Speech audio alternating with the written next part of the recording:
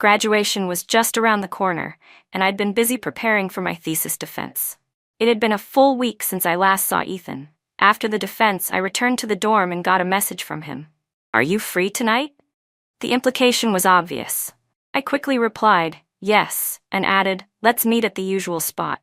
I have something to tell you." Ethan didn't respond, but I didn't think too much of it.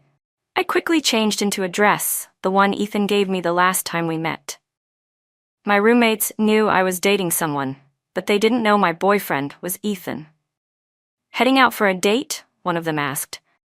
"Yeah, it's been a week. Gotta maintain the relationship," I answered. She let out a snort of laughter. "The way you said that, anyone listening would think you're closing a business deal." I smiled without replying and kept packing my things. "That dress looks like the latest release from Brand C. Did your boyfriend get it for you?" "He did, but it's a replica," I admitted. My roommate's expression turned slightly scornful.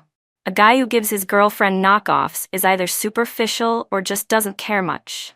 "You really need to watch out, Mia." "I know what I'm doing," I said calmly. Grabbing my phone, I waved at her. "See you tomorrow." 4 years ago, I got into Yanjing University. On my very first day in this city, I met Ethan. He was the heir to the Carter Group, and I was a poor student from the mountains, a girl with a severe hearing impairment. Ethan was my sponsor, and he was the one who pursued me first. I never understood what exactly he saw in me. I was flat broke, so poor that even my trip to university was paid for by villagers pooling together money. My looks were average at best, and I had a disability. But it was true, he confessed first. Then he kept chasing after me without giving up. Coincidental meetings, flowers, candlelit dinners, he opened the door to a new world for me. Less than a month after we met, we were dating. Ethan even bought me an apartment near campus, but I still chose to live in the dorms. I only went to the apartment when we had dates. When I saw Ethan, I was a little surprised. "You're here early," I said. "Wanted to see you sooner," he replied. He was working, setting his laptop casually on the table. "Come here." I walked over obediently. He suddenly pulled me into his arms with such force that I lost my balance and fell onto his lap. My skirt fluttered as I landed. That night, Ethan was wilder than usual. In the chaos, I couldn't find the right moment to bring up what I wanted to say. I could only hold on to him and go along with it. His phone was vibrating non-stop on the table. I could clearly feel his mood shift. He was getting impatient. His grip on my waist tightened, almost aggressively. When I looked into his deep eyes, there was no desire, no tenderness, just a surge of restless emotion. I froze for a second, then suddenly smiled and kissed his thin lips. I knew Ethan had a childhood sweetheart, a first love. She was beautiful and came from an affluent background. Her name was Charlotte. I'd seen photos of her on Ethan's phone, a teenage girl linking arms with a teenage boy, the two of them glowing with happiness in the spotlight of others' admiration. Ethan had never avoided talking about his ex-girlfriend in front of me. I was happy when I was with him. I asked him once, "Aren't you happy with me?" He replied, "It's different. I feel relaxed when I'm with you." Not being in love meant he didn't have to put in any effort, and that kind of effortless state was, of course, relaxing. We tumbled from the living room to the bed. Ethan didn't bother checking his phone, but I knew his heart was already elsewhere. I also knew that today was the day Charlotte returned to the country. "Your phone's ringing," I said. "Don't worry about it," he muttered, lips pressed into a hard line, a look he only wore when his mood was off. Suddenly, it all felt meaningless. I pushed him away. I walked straight to the bathroom without looking back at Ethan's expression. I didn't know whether he felt relieved at that moment. Either way, when I came out, the bed was empty. He was gone from the living room, too. Only the scattered clothes on the floor reminded me that Ethan had really been here, that everything just now hadn't been a hallucination. I walked alone to the couch and pulled my phone from my bag. There was one unread message. "He can't let go of me. If you know your place, you should back off on your own." At the end of it was an address. Ethan had gone to see Charlotte. Poor and deaf, those were the labels stuck to me. But anyone who thought I was some timid, self-pitying little rabbit that wouldn't bite back deserved whatever came their way. I dried my hair and styled it close to the hairline, then slipped into the cheapao Ethan had given me. Back then, he'd said jokingly, "Chapaos don't suit everyone. Your face isn't perfect, and your figure doesn't beat a model's, but you have that intellectual air. Compared to fancy gowns, a chapao suits you better." That was the first time I ever wore one. I still remember the surprise in Ethan's eyes. He was stunned. I put on my jewelry and looked at the woman in the mirror. I wasn't the same person I had been 4 years ago. Money really was the best skincare product. When I showed up at the lounge, Ethan was visibly caught off guard. For a moment, he froze. Then his brow furrowed deeply as he pulled Charlotte behind him. The look in his eyes as he stared at me was filled with displeasure. "This isn't a place you should be. Go back," he said. I smiled and pulled out my phone. On the screen was a message from Charlotte inviting me to the welcome dinner. Miss Zhao invited me herself. "Are you going to disrespect her wishes?" The room fell quiet. Everyone's attention shifted toward us, curious, excited, and filled with disdain toward me. Charlotte clearly hadn't expected me to come, and for a second her expression wavered. She tugged lightly on Ethan's sleeve. "Miss Lee is your girlfriend. If I didn't invite her, it might have looked bad, like we were ganging up on her." Her tone was sour, and Ethan suddenly laughed. Right in front of me, he casually patted Charlotte's head and said, "Since when did you start caring about other people's feelings? That's not like you." Then he added, "Charlotte, deal with this yourself."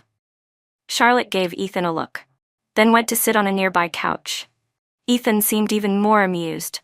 When he turned back to me, the smile in his eyes was still there, but different from the way he looked at Charlotte. I touched the jade bracelet on my wrist. Ethan had bought it for $10 million at an auction. He'd always been generous with me. Suddenly, I didn't feel like making things difficult for him. Even if I'd just been provoked by the woman he loved, I had received enough from him over the years. Offering a little emotional value in return seemed fair. "Having your ex and your current girlfriend in the same room," I said lightly, teasing him. "Aren't you afraid things might blow up?" Ethan glanced at Charlotte, who was now sitting with her arms crossed, glaring daggers at him. His mood seemed to improve visibly. "Charlotte doesn't seem to like you," he said. "You should probably go." "I will," I nodded. Then I gave him a string of numbers. "Send the breakup fee to this account." The moment I said the words breakup fee, laughter laced with contempt echoed around the private room. I knew they looked down on me, but I had never expected or needed their approval. We weren't the same kind of people. If you took them too seriously, you were only making life harder for yourself. "Lee," someone scoffed, "you've been with the golden boy for 4 years. Haven't you taken enough? Asking for a breakup fee, isn't that going too far?" I didn't recognize the voice, but the man was holding Charlotte's arm intimately. He was clearly part of their elite circle. Whoever thinks money is too much? I thought to myself. A deaf girl from the mountains daring to want that much? Weren't they afraid it might choke me? The word deaf rang crystal clear in my ears, even with my hearing aids. There was no way Ethan didn't hear it too. But he didn't say a word, as if I wasn't even his girlfriend. Luckily, I hadn't expected him to stand up for me in the first place. "You like Ethan," I said flatly. The man's expression changed drastically. "What nonsense are you talking about? Charlotte, don't listen to her. She's making things up. I know the rules. I'd never go after my best friend's man." I let out a soft laugh. "If you didn't like Ethan, why are you panicking?" "I'm doing this for Charlotte," he insisted. "Oh, if it's for Miss Zhao, maybe you should be advising her not to act like a homewrecker." That finally got a reaction out of Ethan. His face stayed calm, but there was anger simmering in his eyes. "Mia, watch your words. We had been together for 4 years. He'd never been especially affectionate, but he had never spoken to me in such a cold, reprimanding tone before. It confirmed what I already suspected. Ethan truly liked Charlotte. My hand, resting on my stomach, froze for a moment. There were some things Ethan didn't need to know anymore. Dragging it out would only make things uglier for both of us. We weren't even broken up yet, and Charlotte had already sent me a message to provoke me. If homewrecker wasn't the right word for that, I honestly couldn't think of a better one. Charlotte could no longer stay seated. She shot to her feet and walked right up to me. "Do you know why Ethan got together with you? It's because his parents broke us up. You, a penniless, hearing-impaired girl, Do you know how disgusted his parents were when they saw you? For a split second, I nearly lost control of my expression. I had considered that Ethan was only interested in me because I was different from the people in his world, that maybe he mistook sympathy for affection. But I never imagined the truth would be even more absurd, disgusting even. Ethan never loved you, she spat. Mia, can you just disappear already? Even if I was nothing more than mud and she was a pearl, I still wouldn't allow myself to show weakness in front of them. I turned to Ethan. When will the breakup fee be transferred? So you really want to end it? He asked, staring at me, letting Charlotte cling to his arm. They looked perfect together, like a golden couple straight out of a fairy tale. They belonged to the same world. I nodded, certain. I saw guilt and a flicker of confusion flash through Ethan's eyes. But I wouldn't let myself believe he still had any feelings for me. He was just thrown off. He wasn't used to being dumped. In this relationship, Ethan had always been the one in control, the one who made the decisions. He never imagined I'd be the one to leave. And I never thought we'd last forever. Still, maybe when I agreed to date him, I had genuinely fallen for him. I'd let myself fantasize about things that were never realistic. But the moment I saw how he cherished the photos of his first love and couldn't let her go, I crushed whatever feelings had started to bloom. Ethan didn't care about me. If he did, how could he reminisce about his ex right in front of me? I was the pride of my family, even of my entire village. I was their hope. If I let myself get dragged into a pit of emotional despair, no one would be able to pull me out again. I couldn't let down the people who loved me, or the version of myself who had worked so hard to get here. I had no interest in playing along with the romantic games of the rich. I met Charlotte's gaze and repeated myself to Ethan.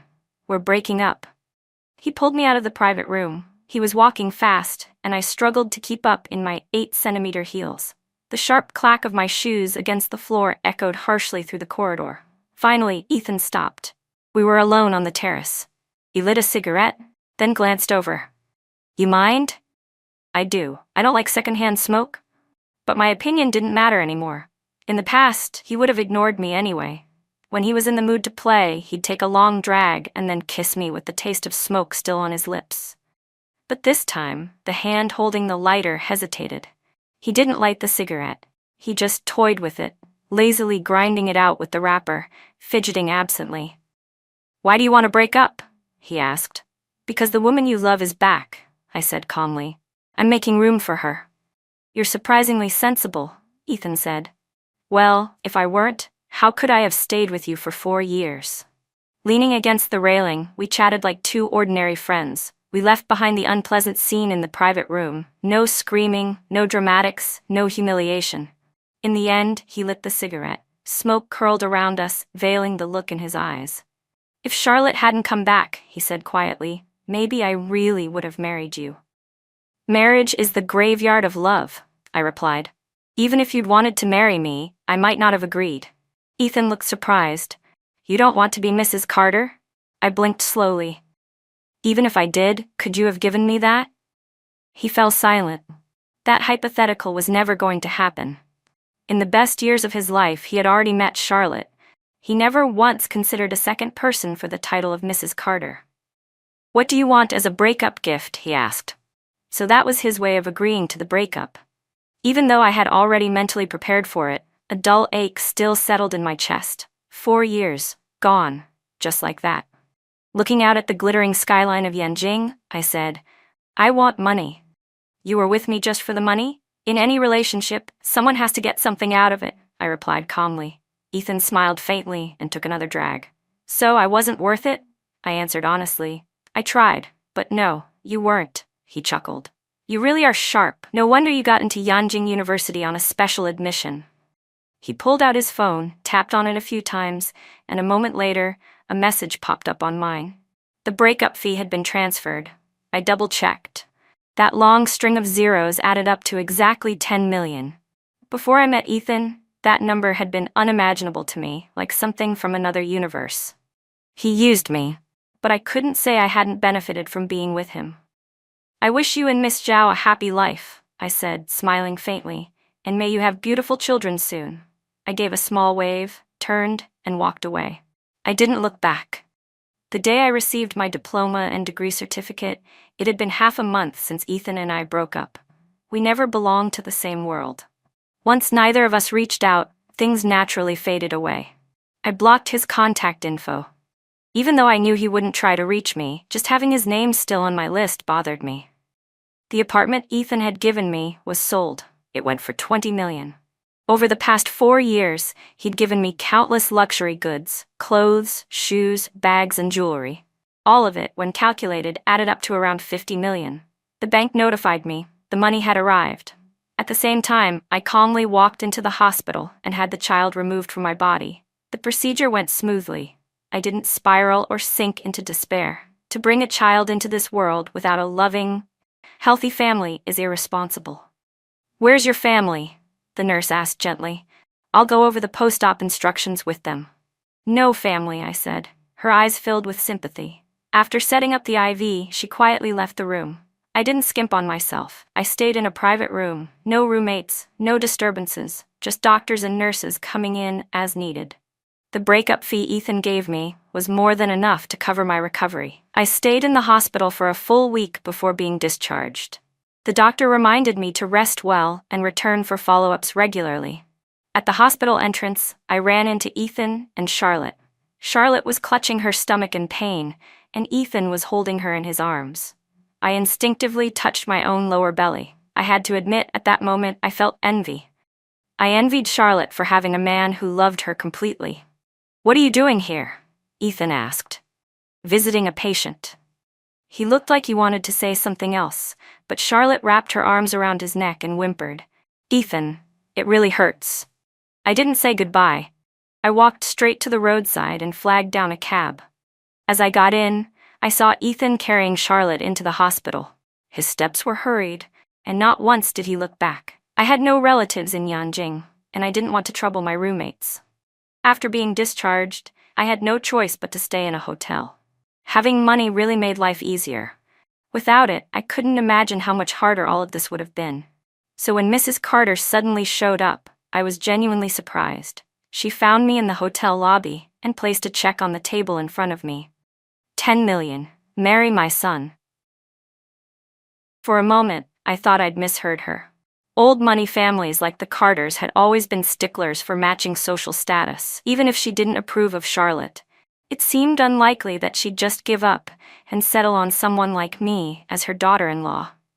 "Auntie, your son and I already broke up." "Then reconcile." "I'm not interested." I expected Mrs. Carter to get angry or give me a cold, condescending lecture about not knowing what's good for me. But instead, she smiled and said, "You're quite interesting. I heard you've done well in school. You've already been offered a spot to pursue your graduate studies in Germany. Consider this money as sponsorship." "I'm not a saint," I replied calmly. "But some money I won't take. Thank you for your generosity, but your son already gave me more than enough in our breakup. I don't need another cent." No one ever thinks they have too much money. Money that isn't mine burns in my hands. "Mia, you're a good girl." It's Ethan who failed to see that. Mrs. Carter wasn't at all like the dignified, icy socialite I'd imagined. I didn't want to think too deeply about whether she truly liked me or had some hidden motive. From the moment I broke up with Ethan, his world had nothing to do with me anymore. "Mrs. Carter, I suppose we won't be seeing each other again." "As you wish." I raised my glass and took a sip of plain water. This dream had finally ended. After staying at the hotel for another half-month, I decided to return home. It took a 4-hour flight from Yanjing to the provincial capital, then 6 more hours by bus to reach my small town. From there, I still had to walk 2 hours on foot before I finally arrived at my house. By the time I got home, night had already fallen. My mom was out in the yard feeding the chickens. She looked thinner than I remembered. My dad was just coming back from outside and spotted me first. "Mia, when did you get back? Why didn't you say something ahead of time?" "I could have come to pick you up." The honest face of the middle-aged man lit up with joy. He grabbed my suitcase and rushed ahead of me into the house. "Mia's back," he called out loudly. Suddenly, people gathered all around me. They held my hands, slung their arms around my shoulders, and called my name over and over again. In their voices, I heard longing and a kind of envy for me having made it out of the mountains. But there was no malice, no calculation. My mother gripped my hand so tightly, tears of joy brimming in her eyes. "It's been half a year. How did you suddenly get so skinny?" I touched my face. "Really? I thought I gained some weight." No, you've gotten thinner." "Definitely thinner," she insisted. Holding my hand, my mom led me into the living room.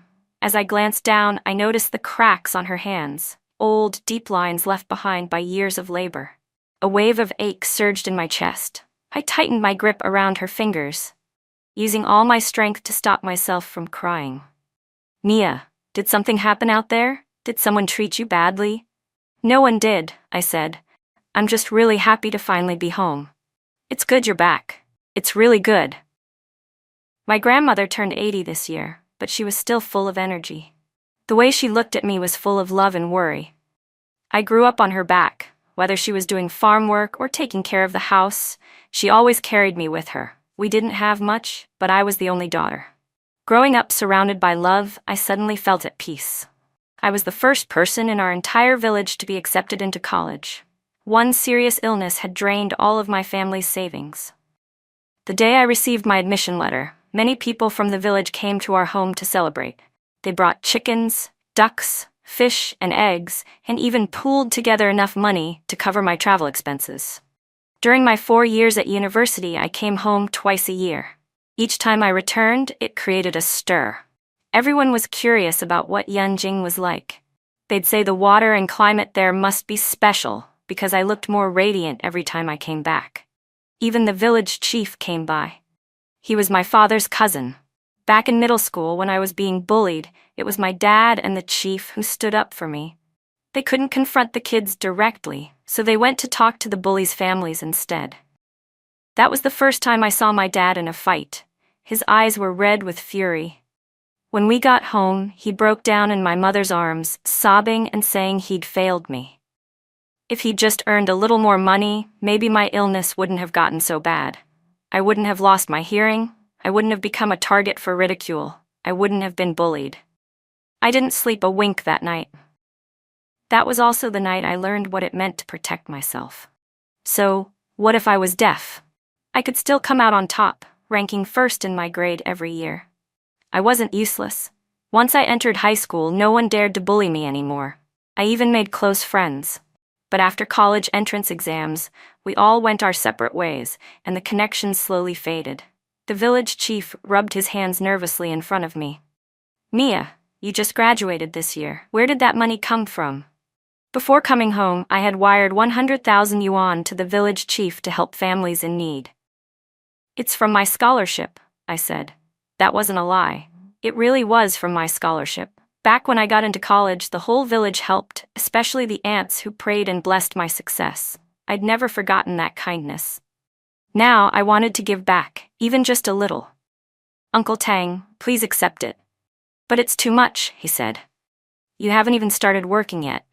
You're going to need money yourself. You should keep it." "It's not often someone from this village gets into university," he added. "And not just any school, but Yanjing University, the best in the country. Everyone hoped you'd build a life there." That's what he had told me years ago. I was glad I hadn't let them down. "Uncle Tang, I'm going abroad next month for grad school. The school is covering everything. Please take this money. If anything ever comes up with my family, we'll still need your help." Studying abroad was almost unimaginable for people in the village. The chief said, "Good, good, good," 3 times in a row. "Mia, you've made us so proud." I had already told my parents about going abroad. At first, they worried about the cost of tuition. My dad even considered selling off our farmland. But once they heard that the school was funding it all, their concerns eased, and they fully supported me in taking this next big step. The month I spent at home was the most peaceful time I'd had in 4 years. Before I left, I gave my parents a bank card. It only had 100,000 yuan, but it was enough to cover any emergencies. I didn't want them to know about Ethan, so I told them I'd earned it through part-time work over the years. Once I was abroad, I planned to send them 2,000 yuan every month just to give them peace of mind. On the day I left, my parents and grandmother held back tears. They had no idea when I'd be back again, especially my grandma, who was already 80. She constantly worried that she wouldn't live to see me return. I told her, "Grandma, you'll live a long, long life. Next time I come home, I'll take you to Yanjing to see the skyscrapers and the traffic and the bustling city." She smiled through her tears. "Okay, Grandma will wait for you to come home." Every time I left home, my mood had already been sour, and seeing Ethan pushed it to its breaking point. In the bustling airport terminal, he stood there in a suit, impossible to ignore. "You went home," he said. I didn't want to speak to him. People who break up shouldn't keep lingering in each other's lives. Dragging my suitcase, I walked straight ahead without even glancing his way. Footsteps echoed behind me. Even without turning around, I knew it was Ethan. He grabbed my wrist. Suddenly, I remembered this was the same hand Charlotte had clung to not long ago. He had carried her in his arms. And in places I didn't know, maybe they'd done even more intimate things. Disgust surged up inside me. I yanked my hand away from his grip. Glancing coldly at him, I said, "Do you need something, Mr. Carter?" His eyes flickered with guilt, confusion, even a hint of regret. He had always been composed, unshakable, calculating. To see him like this was rare, but as expected of someone born into privilege, he quickly regained his usual calm. "I went to your apartment looking for you." A grown man showing up at his ex-girlfriend's apartment, what could he possibly want? "Charlotte's back in Yanjing," he added. I didn't believe for a second that Ethan came to reconcile. "You looking to hook up?" I said mockingly. "Or keep me on the side?" He lowered his head slightly. "I left something at your apartment." "Then go check the dumpster." I turned with a smile and walked away. The corners of my lips fell the moment I turned. What used to feel like a game with Ethan now felt meaningless. "My car's outside," he said. "Where are you going? I can drop you off." Even the sound of his voice was starting to irritate me. I veered off toward the subway entrance. Ethan had been born with a silver spoon in his mouth. He'd never ridden the subway, probably didn't even know how the ticket gates worked. "Mia, wait," he called out. I glanced back and saw a rare expression. He looked anxious. I didn't understand him at all anymore. He had the woman he loved by his side. Why was he still chasing after me? I quickened my pace, disappearing from his line of sight. I don't know what had gotten into Ethan, but in the end he found me again. He made his way through train car after train car until he reached me. It wasn't rush hour, but all the seats were taken. I stood in the corner with my suitcase, and he stood next to me, gripping the handrail with one hand. From the outside, it probably looked like he was half embracing me. I'd never been the hysterical type. I could only ignore him. "I came here just to pick you up," he said. Still, I said nothing. "I don't know why," he continued, "but I've missed you these past few days. If you hadn't come back, I might have gone to your hometown to find you." That crossed a line. I could tolerate his emotional games, but I wouldn't allow him to disrupt my family. I might come from a poor background, and I might have a disability, but I was still the pride of my family. I wouldn't let him trample over that, again and again. "Mr. Carter, I won't be a third party." This time, he stayed silent. We rode the rest of the way in silence until we reached Yanjing University. I still had paperwork to complete before going abroad. Someone had taken photos of Ethan on the subway and posted them online. I only found out when we arrived at the university and saw Charlotte waiting at the gate, visibly furious. She stormed toward me and raised her hand ready to slap me. I caught her wrist midair. "Miss Zhao, if you're sick, please go see a doctor." "You shameless. You two already broke up. Why are you still clinging to Ethan?" I turned to Ethan with a faint smile. "Am I clinging to you?" Ethan frowned. "Charlotte, don't make a scene." "You're defending her?" Charlotte snapped. "I don't care who's right. You have to take my side. I'm your girlfriend." "Oh, so they were officially together now." "Charlotte, go home first," Ethan said. "Why should I leave?" she snapped. "Ethan, you're my boyfriend. Please keep your distance from indecent women." "Charlotte, that's enough," he warned. "You're calling me names now?" she yelled, disbelief flashing across her face. People passing by started looking at us, curiosity and judgment in their eyes. I didn't want to turn into a public spectacle, so I kept walking, dragging my suitcase behind me. The moment my mind was overwhelmed with frustration, the world seemed to go silent. Then, out of nowhere, I was shoved hard. The force sent me tumbling down the sloped pavement, my suitcase dragging me with it. Pain exploded at the back of my head, and in the blur of dizziness and confusion, I saw Ethan running toward me, panic written all over his face. "Mia, don't fall asleep," he shouted. When I finally woke from that fog, realizing I was still alive, I almost burst into tears from sheer relief. I was only 22. My whole life was still ahead of me. I had to live. "Mia, you're awake," Ethan said, his eyes bloodshot.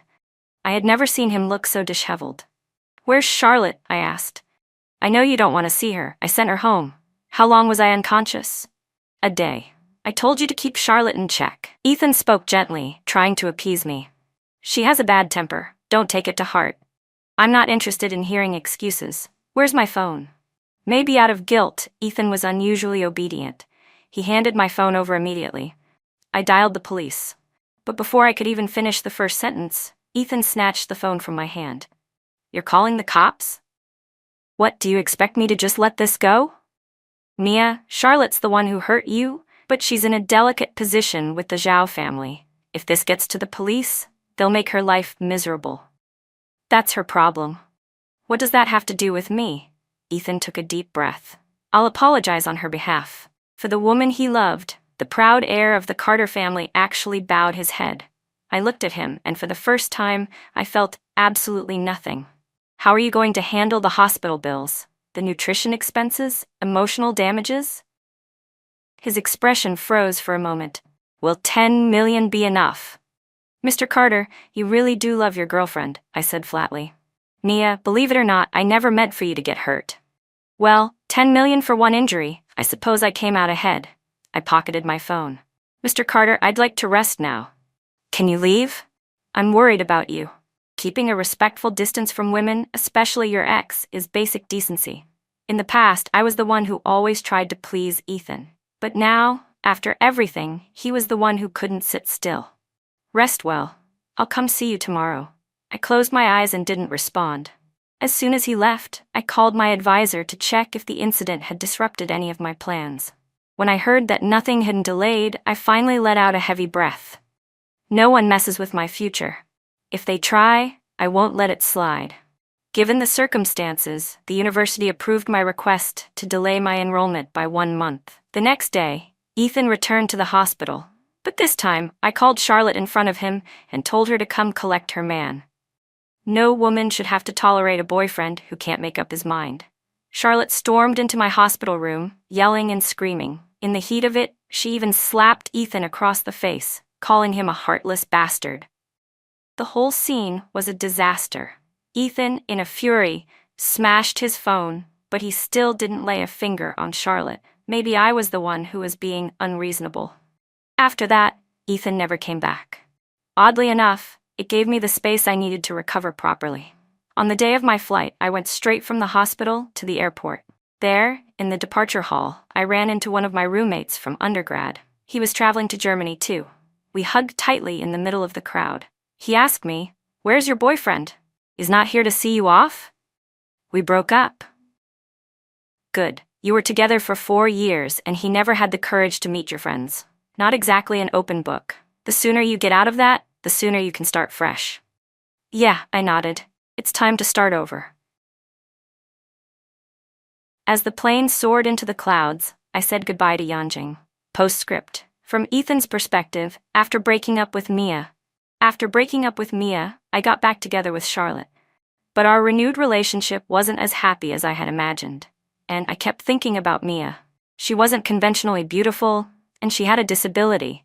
But there was something about her, something magnetic, that pulled me in more and more each day. Yes, I was obsessed with her. That's why on the day Charlotte came back to the country, I rushed to find Mia. During those brief moments when I still loved her, I thought about coming clean, about the lies, the mixed intentions. I imagined asking to start over with her, for real this time. But then Charlotte called, and that impulsive sincerity crumbled. I never got the chance to confess. Mia was smart. Of course she noticed how distant I'd become. I've never been someone who compromises. And in that moment, I remembered what it felt like to fall in love for the first time. I couldn't let go of Charlotte, so I left Mia behind and went to Charlotte's welcome back dinner. I hadn't expected Mia to show up, but when I found out it was Charlotte who invited her, I wasn't surprised. Charlotte had always had a temper. Being unloved at home had made her volatile.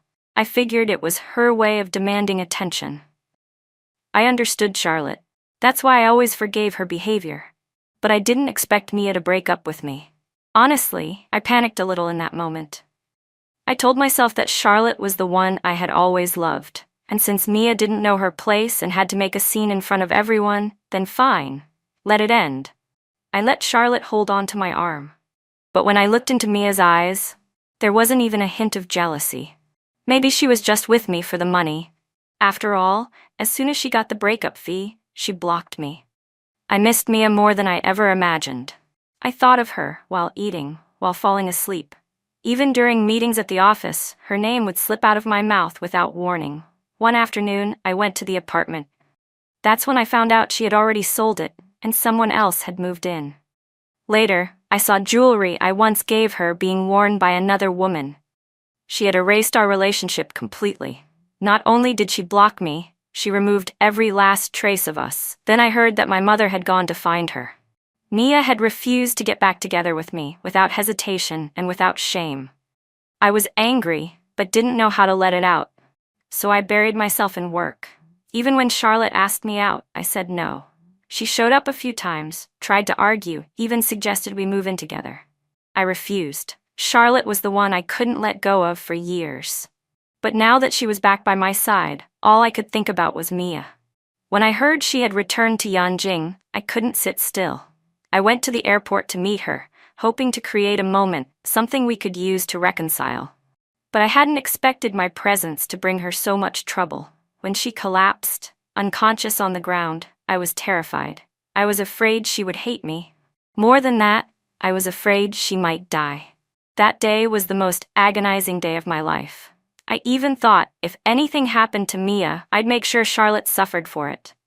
Thankfully, Mia woke up. I wanted to make things right, but she kept pushing me away, sending me back to Charlotte, again and again. Every time we met, it ended badly. I didn't visit her for a full month.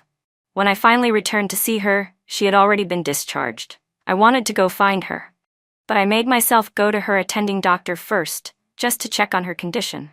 Miss Mia recently had an abortion, the doctor said. And now a head injury, but she's recovering well. As long as she takes care of herself during recovery, there won't be any major issues, the doctor said. Abortion. The word hit me like lightning. I was the only man Mia had ever been with. If she had truly been pregnant, then the child could only have been mine. I immediately ordered someone to check her medical records. She had been pregnant, and she really had gone through with the abortion. That day outside the hospital, when I thought she was just there for a checkup, she had actually been ending our child's life. All the small details I'd overlooked came flooding back. She was wearing loose clothes. She moved slowly when she walked. Her complexion was ghostly pale. I couldn't breathe. I wanted to ask her why she'd been so heartless. Did she really feel nothing for me? Nothing for the child? Our baby was gone, and I hadn't even known. I told someone to find her current address, but what I got instead was news that she had already gone abroad for her studies. It was just a plane ticket. I could afford that much. I rushed to the airport as fast as I could, but just as I was about to leave, Charlotte suddenly jumped in front of my car. I couldn't swerve in time. I hit her. Charlotte would never walk again. She cried in my arms, begging me to stay with her. She said Mia was never coming back, and even if she did, she would never take me back. Geniuses all have their pride, she told me. She was right. Even if I chased Mia all the way to Germany, she still wouldn't reconcile with me. Mia didn't return to the country until 5 years later. By then, she had already earned her PhD. That day I was about to head out of town on a business trip when she appeared right before my eyes. No warning, no sign. She looked stunning in her chapeau. Women all over the airport turned to stare at her. A tall man had his arm around her shoulders, casually pushing a suitcase with his other hand. They were chatting, smiling, and just like that, walked out of my sight. She never once noticed me. Even when she was just a few steps away, close enough that I could have reached out and touched her, she didn't see me. I placed a hand over my heart. The part of me that had been numb for years suddenly pounded wildly. What I felt wasn't just the ache of lost love, it was jealousy. Intense, burning jealousy. That man could hold her openly in front of the whole world. "Mr. Carter, it's time to board," someone said. "I'm canceling," I replied. Then I turned and hurried in the direction Mia had gone. "Mia," I called 5 years later. Her eyes finally landed on me. She smiled politely. "Long time no see, Mr. Carter." I wanted to smile back, wanted to say something light and casual like her, but it was like there was cotton stuffed down my throat. I couldn't get a word out. "Honey, the car's here," the man next to her said. "Mr. Carter, goodbye." Honey, that word echoed in my ears. Before I could say anything, Mia had already gotten into the car with him. All these years, I hadn't dared look into Mia's life. I hadn't dared ask around, because I had married Charlotte. But now, finding out that Mia might be married too, it chilled me to the bone. There really were no more chances between us.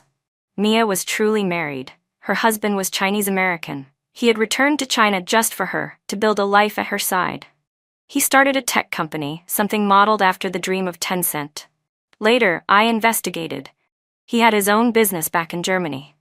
Coming back to China was purely for Mia, and maybe to keep himself busy. In their first year back, Mia brought her family to Yanjing.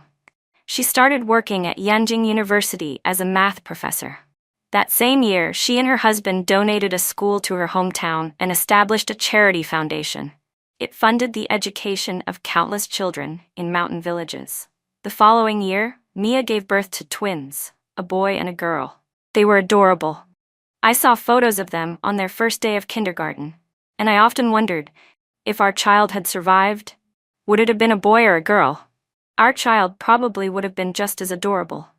In the 5th year, Mia's research achievements caused a stir in the academic world. She was promoted to full professor ahead of schedule. Later, I heard she switched institutions, devoting herself fully to research. After that, I stopped hearing news about her altogether. Mia was doing well, her career was thriving, everyone respected her. Even the people who used to look down on her when they spoke of Mia now, there was unmistakable admiration in their voices.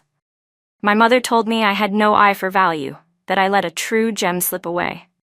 I think she was right. I was blind. How else could I have failed to see the sincerity in Mia's heart? If only I had held on to her from the beginning, how different things might have been. I never divorced Charlotte. We just stayed separated all these years, torturing each other in silence. This was the price I paid for crossing the line with Mia. Mia's story ends here.